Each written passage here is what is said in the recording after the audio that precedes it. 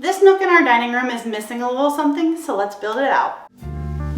Do you think that Santa Claus celebrates Thanksgiving? Hi friends, welcome back to the channel. Today we're building out the nook that is in our dining room. I think this would be the perfect place for a Christmas village. And whenever you walk in and see this nook, it is just an empty space. It looks kind of odd. It definitely needs something. So today I'm going to build out some cabinets and a shelf. The initial plan was to do 2 different shelves and have cabinets at the bottom. However, I typed everything out and I think that 2 shelves would look crammed even with 13 inches of space between each shelf. So I decided to do a poll over on Instagram with 2 shelves, one shelf that was only 2 inches thick and one shelf that was 4 inches thick. The poll said majority with 2 shelves, and then the second vote was for 1 shelf with 4 inches. And whenever I asked Jared his opinions on it, he said 1 shelf that was 4 inches thick. So that is the shelf that I'm going to go with. My plan this entire time was to purchase cabinets pre-made from Lowe's and shave down about 1 inch from the sides so that way it would fit in this nook. This nook is 59 inches wide and all the cabinets that I was able to find would really only get me at 60 inches. So I would have had to shave down 1 inch, totally fine,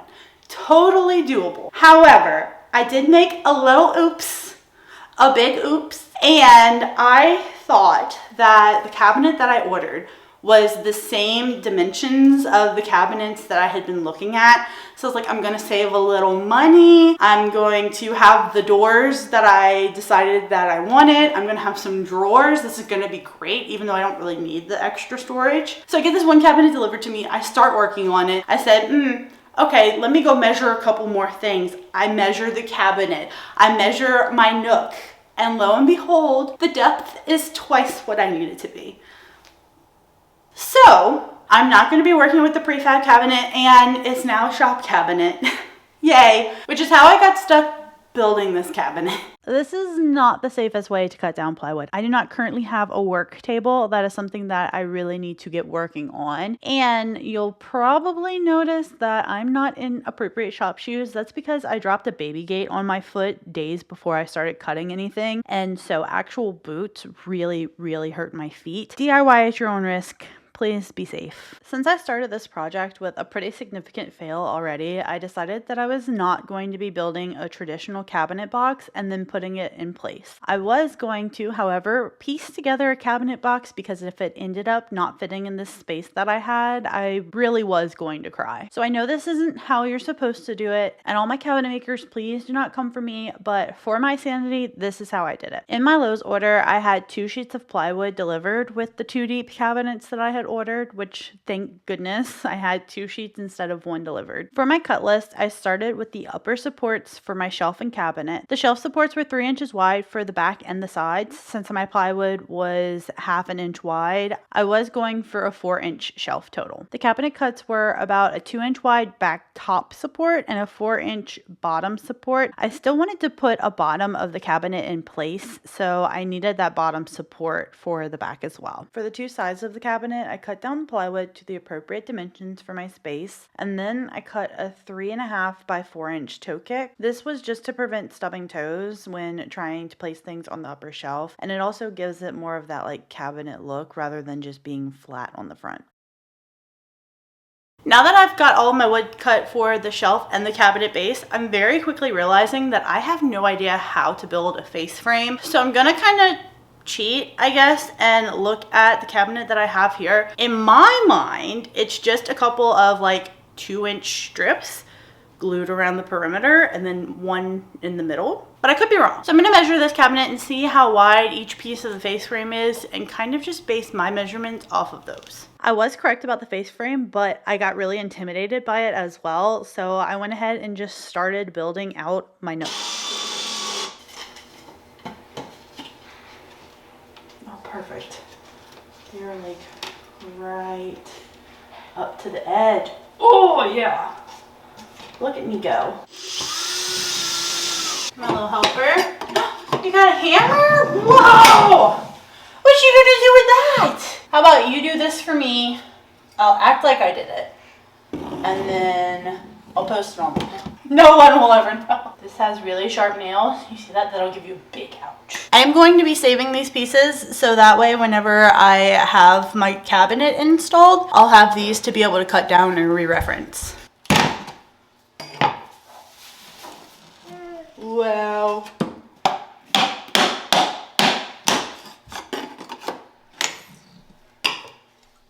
I screwed in the bottom back support of the cabinet before moving on and using pocket holes to secure the side pieces in place. You can see the base of the cabinet coming together here. I wasn't super worried about the top support being below the top of my cabinet side because I added to it additional height and supports below the top of the cabinet anyway. Then it was time to move on to the shelf. I did the shelf first because of convenience and because I was heavily procrastinating on trying to figure out how to build a face frame for the cabinet. Floating shelves are super easy. It's a back support, 2 side supports, and then however many middle supports you need. I'm actually super proud of myself because my cuts were really accurate during the entirety of this build. I really felt my woodworking skills kind of building up a little bit, if you will, but I did end up having to sand down some of the corners of my top shelf and bottom shelf because the walls aren't perfectly straight. So I was a little bummed about that, but I was so happy that my cuts were actually pretty accurate throughout the entirety of the build. Then I just nailed everything into place. The top and the bottom are just nailed into my supports, and I did end up staining the bottom and top pieces before I secured the front piece. I definitely started feeling a time crunch, and this was just something that I could do at night, which is why you see it stained here.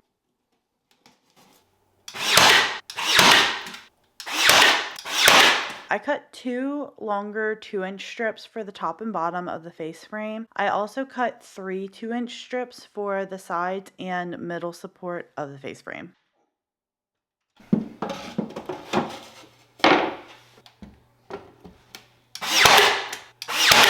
For the middle support, I used pocket hole screws to secure it and made sure that it was even on both sides. I wish I would have just cut a 4-inch strip for the middle of the face frame. I also wished I had enough scrap wood to make these face frames instead of using the plywood, just because I know it would hold up better and I would not have run into the issues that I eventually ran into if I had used something other than plywood.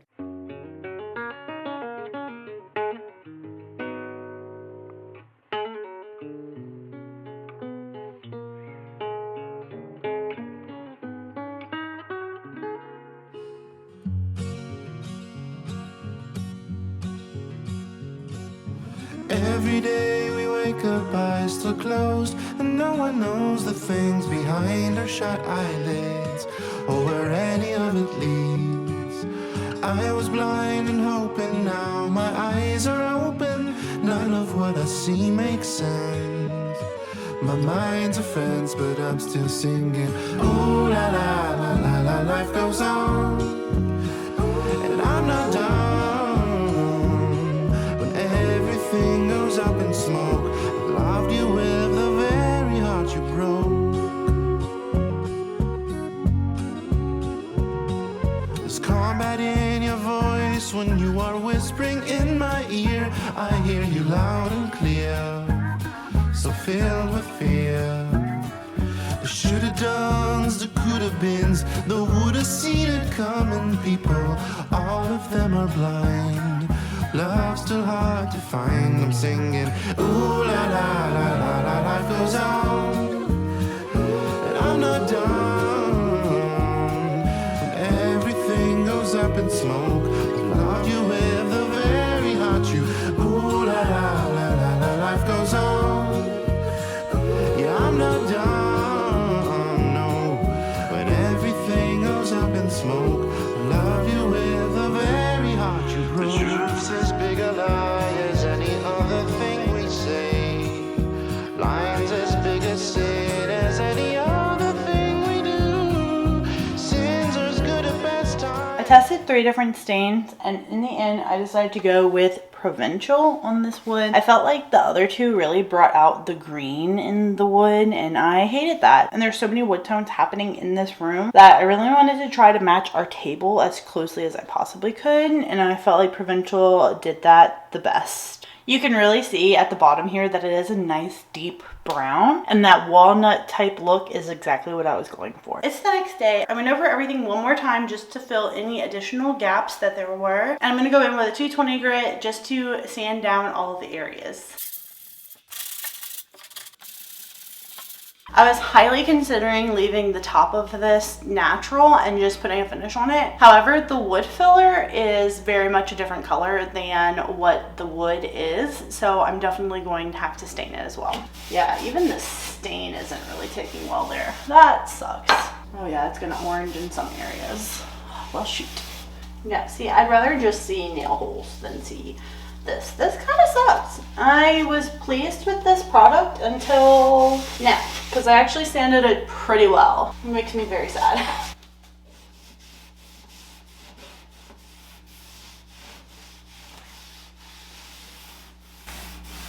Accepts all stains and paints, except for this one, apparently.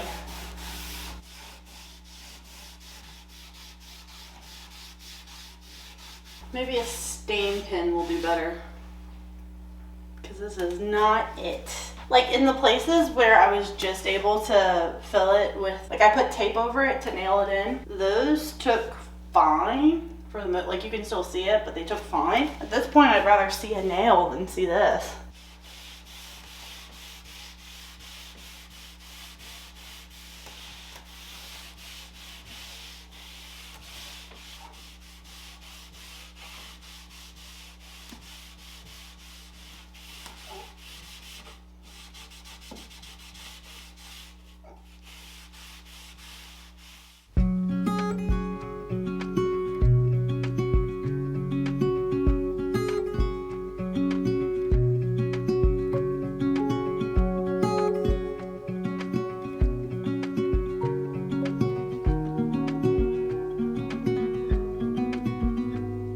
Said that you've been hurt one too many times before. Ended up staring in the bathroom mirror, crying on your bedroom floor. Baby, you can take my word, you haven't gotta hurt no more. Things about to get much better. I wanna make this forever. I wanna make this forever.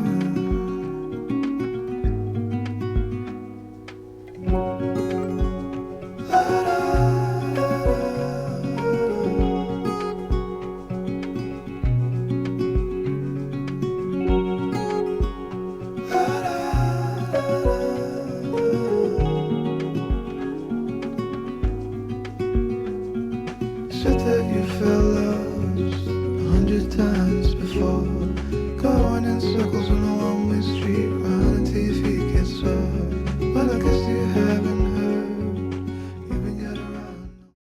The doors were super easy to build out. I cut down a bunch of 2-inch strips, and then I believe the doors had 9-inch top and bottom pieces and 27-inch side pieces. I used wood glue and pocket holes to put them together, and then I used a Craig jig to drill the area for my hinges. Unfortunately, I did have one door that fell apart and one door that I drilled all the way through, so I had to remake and patch those. I also purchased some quarter rounds to finish off the insides of the doors, but at the end of the build, I really liked the way that they looked without them, so you can let me know in the comments if you think that I should add them or leave them as is.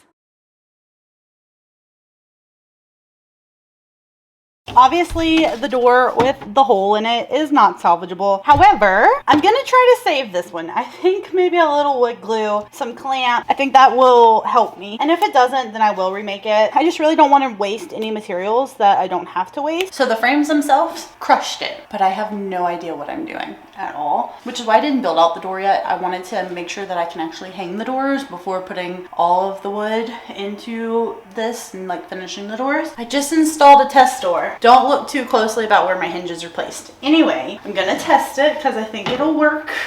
And it does, but there's like a giant gap in the back. Tugging the centerpiece, I just don't know. Maybe I need to inset these a little more. Like my whole finger can fit in there. Friends.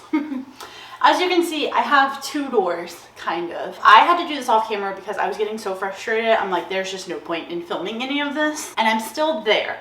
but I want to explain what I'm going through because I don't know. So this door right here still has a big gap. I think what I'm going to do is actually take this door off and move it over to one of the other sides, probably on this side. See if I can fix this in some kind of way. A couple things that are happening. This middle support is collapsing. Every time I open the door, it's like shifting. So I think I'm going to have to build some sort of a support in the middle to support my middle support. And then I tried to put this door on that side and there was a significant gap. And I don't know why there was a significant gap, because every time I've measured and every time I like put these doors together, there was a slight overlap on both sides. So I think I'm going to try to just move this door over to this side and see if I can maybe salvage it that way. This door has a small gap that's livable, and I do want these doors to be functional without having to worry about my middle support collapsing every time. But I really, more than anything, need to put like a wood finish on like the top parts here. I think I'm going to put a pause on my doors tonight and do a Bumbleshoots wood finish on my doors. I'm really looking forward to using Bumbleshoots because I haven't used it yet. I ordered it for my maker swap item, and unfortunately like UPS didn't deliver it on time. Like they were supposed to deliver it on, I think that Monday was the estimated time, and then it didn't get here until Thursday. No fault of Eric at all, but just like the shipping. And I get it, like shipping happens. And so I'm really looking forward to using Bumbleshoots for the first time. It's a 3-day cure, so I really need to get that on the top parts tonight. So that way, whenever I am finally done with everything, I can put my Christmas village up without having to worry about ruining the integrity of the finish. So I slept on it, and I think that what I'm going to do is measure this gap right here, multiply it by 2, and then cut a little bitty strip to put back in the middle. I'll move this middle support over just a smidge. That way I don't have to worry about putting any sort of strip in the middle of the doors here to make that look decent, and it'll look like both of our doors are intentional because they were. Honestly, you're really not even going to see it once both of the doors are on. Even with the sections where the stain is a little off color and orange on the main part here, it's really not very obvious, so I don't need to go in with the stain stick and correct those, which is really nice. I decided to use a stain marker in a slightly darker color to see if it would cancel out the orange from the wood filler. Thankfully it did, but you can absolutely tell that I was trying to cover up something in the spots that I colored. I still prefer this over the orange, and I did try to go over and restain. It was not working out. This was the best solution that I had. Oh, it smells really good. Oh, smells nice. Wait a few minutes and reapply as necessary.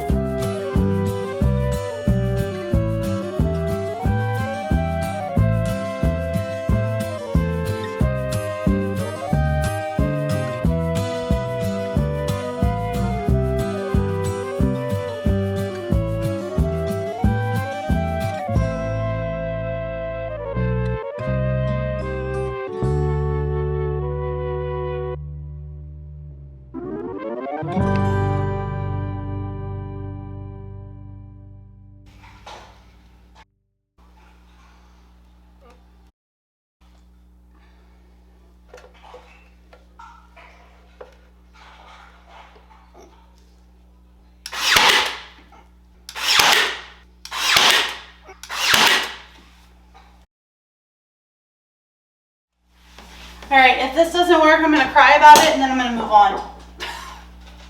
Oh, I'm afraid that it's not going to work. It's a little too big. Oh, and it's too hot. It fell right out. Ugh. I have these really beautiful door handles that I got from Bart. He gave me a ton of different handles, and I'm actually going to use these because the other ones I want to use for the kitchen whenever I redo the kitchen. I'm drilling and praying is what I'm doing. Just hoping that this works. Why not? I don't know. Because nothing has.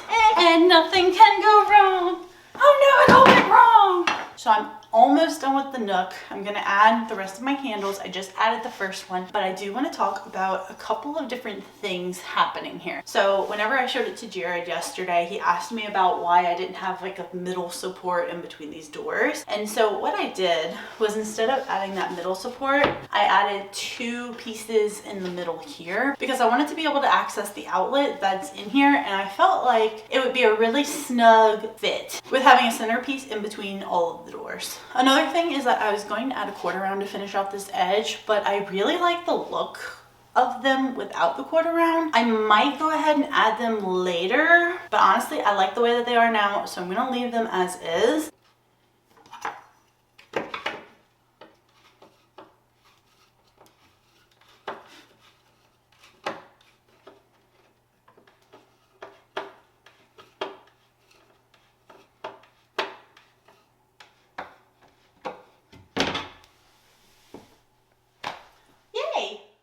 I tried to drill holes using a drill bit, and then I quickly realized that it would not be big enough for the plugs, so I switched to my Forstner bit. I wish that I would have done the holes before installing, because trying to work against gravity for the bottom part of the shelf really sucked. But thankfully, I was able to drill the hole and everything worked out in the end. Now that I've drilled the holes in the nook, I'm able to wire everything to the bottom. This year is going to be a little funky because I really want to decide what color the cabinets are going to be in the kitchen to further decide what color all of the walls are going to be. And then I'm going to put either a beadboard in here that's going to be painted the color that I want it to be, or a wallpaper in here. So for now, the nook looks unfinished, but I am happy to have something in this space. I'm really excited to set up the Christmas village, and eventually, once the kitchen is done, this space will be right after the kitchen. But for now, it's time to add the Christmas village into the nook. A few pieces that I have and love are very like cabiny, touristy, vacation-esque. So I felt like those would be really great for the top shelf and kind of more pushed back. And then the bottom shelf may be more like townsy, houses, things like that. So I think that's the vibe that I'm gonna go for with this particular village.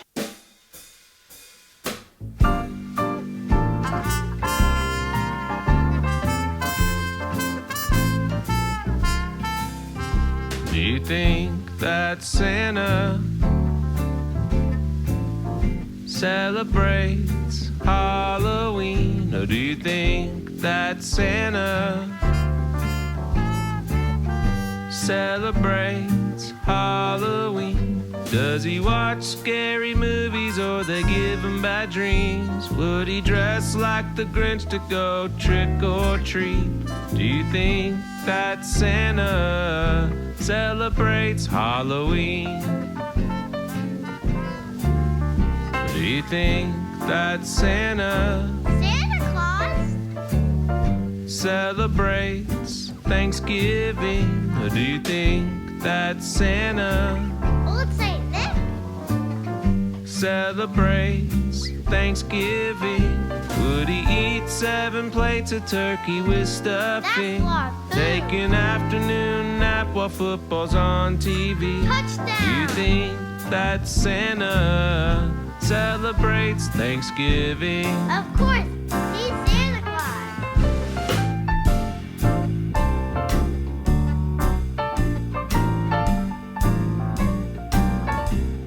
While I was putting up the Christmas village, my memory card was full and I totally forgot to film an outro. So if you enjoyed this video, please don't forget to give it a thumbs up, subscribe to the channel, maybe share the video, comment down below. All of that really does help my channel and I very much appreciate it. I will be back with a Christmas decorating video very soon, but for now, here is the final reveal.